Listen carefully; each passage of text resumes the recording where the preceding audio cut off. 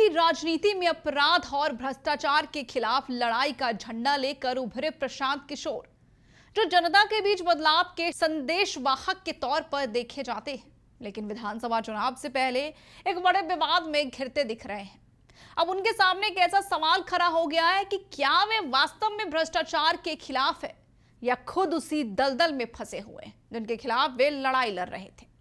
आपको बता दें कि हाल ही में चंपारण के बाहुबली रहे देवेंद्र नाथ दुबे की भाभी मीना द्विवेदी ने प्रशांत किशोर की नई राजनीतिक पार्टी जनसुराज की सदस्यता ग्रहण कर ली है। मीना, जो पूर्वी चंपारण की गोविंदगंज विधानसभा से 3 बार विधायक रह चुकी है, अब पीके के साथ चुनावी मैदान में उतरने की तैयारी में है। मीना ने कुछ समय पहले जेडीयू के प्रदेश अध्यक्ष उमेश कुशवाहा को त्याग पत्र भेजा था, जिसमें उन्होंने जेडीयू पर परिवार के अनदेखे होने का आरोप लगाया था।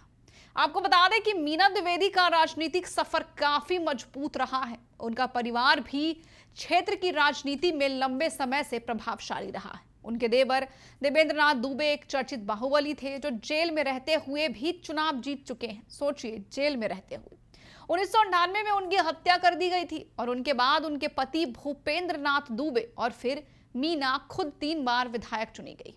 लेकिन 2015 और 2020 में गठबंधन के चलते जेडीयू ने उन्हें टिकट नहीं दिया और अब 2025 चुनाव से पहले ही मीना ने जनसुराज का दामन थामा है। लेकिन यहां आपको एक अहम बात बताना बेहद जरूरी है कि चुनाव के बीच प्रशांत किशोर पर एक बड़ा आरोप भी लग चुका है। कहा जा रहा है कि उन्होंने गांव-गांव जाकर लोगों को क्रेडिट कार्ड बांटे हैं और प्रचार किया है कि अगर जनसुराज पार्टी की सरकार बनी तो इस कार्ड से हर महीने 20,000 रुपये निकाले जा सकेंगे। ये वही प्रशांत किशोर है जो बिहार विधानसभा चुनाव में भ्रष्टाचार के खिलाफ लड़ाई का दम भरकर अपनी सरकार बनाने की बात करते हैं, लेकिन अब खुद भ्रष्टाचार के दलदल में डूबते नजर आ रहे हैं।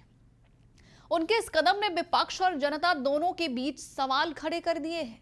अब प्रशांत किशोर बाहुबली की भाभी मीना द्विवेदी को चुनावी मैदान में उतार रहे हैं, जो पहले जेडीयू की विधायक रही है और अब उनके परिवार का राजनीतिक दबदबा क्षेत्र में खूब माना जाता है।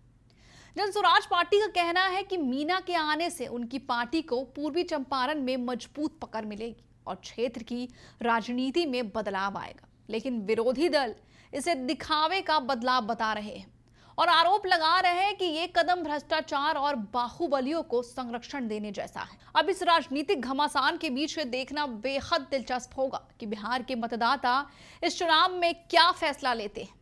क्या वे प्रशांत किशोर के इस नए राजनीतिक प्रयोग को स्वीकारते हैं या फिर भ्रष्टाचार और बाहुबली राजनीति के खिलाफ अपना रुख और भी सख्त करते हैं।